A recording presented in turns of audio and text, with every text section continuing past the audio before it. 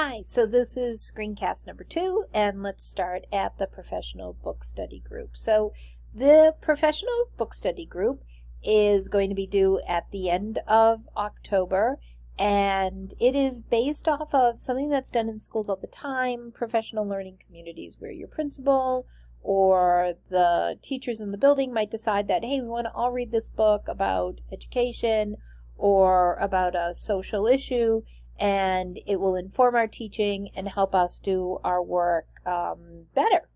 So that's the way I'd like you to look at this experience. So you're going to work in a small group. I'll be assigning you your group, and you will be reading a book and sort of like a little book club, and then you will be presenting it to our class. So you will do a PowerPoint or a Google slide or a Prezi. You'll narrate those slides. You'll keep your presentation to about 10 minutes, and the slides will be posted to a discussion board on Blackboard. And make sure that part of your presentation includes a takeaway from the book for each member of the group. Each person in the group should talk, and each person in the group should say, like, hey, this is something that was really meaningful to me about this book. And then you will be getting feedback from your colleagues in our class. And if they ask you questions, I would like you to be prepared to answer those questions as well. I'd like to see that in that discussion. And I'll talk with you a little bit in a few minutes about that feedback. So the books that you can choose from are in this list here. They are all available, I think all of them now are available at the library for you to take out for a week. If you want to borrow them from the library, you can buy it on your own. You can buy them through on your Kindle. You can buy them through Amazon. You can buy them in any way that you would like to. I think these are all great books. I've read them all, and they have this summer and prior to this summer, and they've really I think will really inform your teaching in a really important way. So there is an assignment that you will see in when you open up for our very first week's work, and I'm going to ask you to choose 3 of these books, and then I will match you with people in our class who are also interested in the books you're interested in, and you will get one of your choices, and you'll be matched with like maybe 3 or 4 people, and you can talk about how you want to organize your work.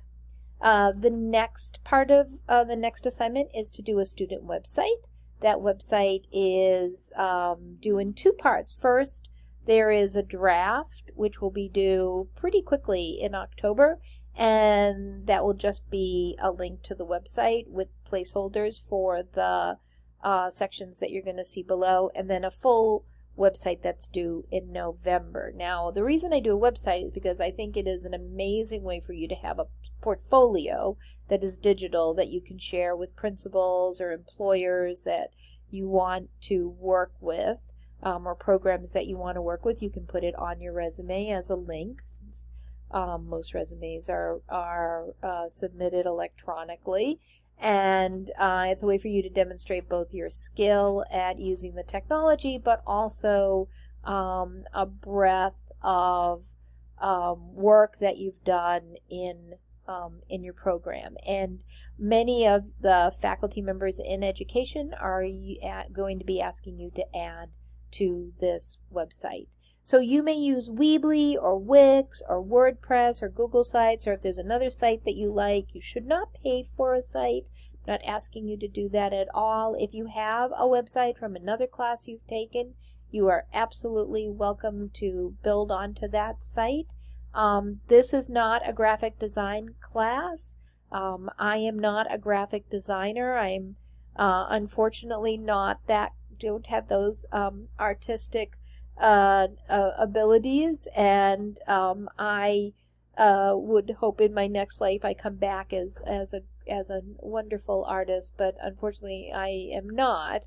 I am an educator, so I am interested in the content rather than the look of this website. So your website should have these sections. There are 6 of them, and you will include a developmental book list. 10 of those books should be multiracial, multicultural, anti-racist issues or characters or stories. And here's a hint that Netflix show that I mentioned in the previous video will have a whole list of books that you can use for your book list. So you'll have 3 books at each grade level, and you will put those books and distribute them. You're going to have a total of 20 books, so you'll have a couple extra, and you can put those in a grade level that you like working with, or a grade level of books that you really love. If you really love those early readers, you can put it in there in grade 1 or 2, or if you love a good novel, that's those can be used in grades 5 or 6.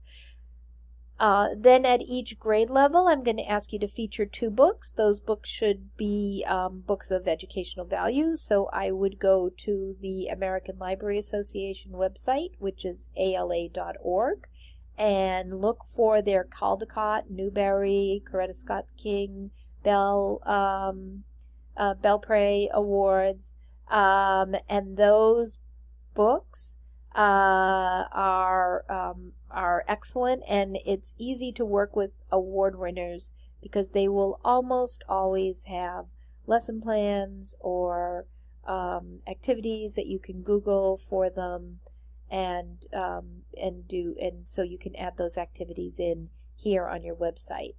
I'm going to ask you to find teaching strategies for every grade level, 2 teaching strategies. We might talk about those teaching strategies in class. You can steal from our class discussion or class activities. You can steal ideas from the videos that you'll be watching for class or any readings you do. That's what good teachers do. We're thieves, and we borrow in quotes or steal as a compliment great work that we're seeing other teachers doing. I'm also going to ask you to find a minimum of 10 strategies that cover grades 1 through 6 and apps that include apps and technology and how you use apps and technology in the classroom.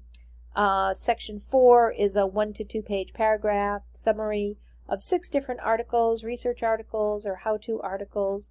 Those should not be articles that we've read in our class, but that we've read that I've assigned, but they could be articles that you found linked to some of the things that we've been reading, or that you've done for an activity in class, because we'll have little homework activities for you to do. Then also a section on teaching online for elementary teachers, which of course is a huge issue. And there are a gazillion different resources around. Those websites I gave you at the beginning of the syllabus, Edutopia, Teaching Tolerance, Cult of Pedagogy, they all have fantastic resources available. And finally, then your personal edition, something about you, something about websites or videos that you think are particularly interesting or important in education and that you want to share with us, because we want to hear your voice.